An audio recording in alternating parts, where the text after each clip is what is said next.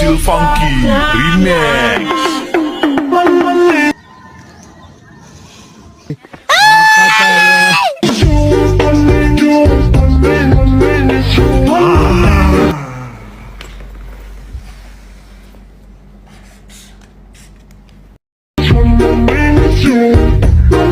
Ito ang tinatawag na snake dragon, kung saan ang isang paa niya ay isa lang ang nakatukod at nakagagat ang kanyang mga.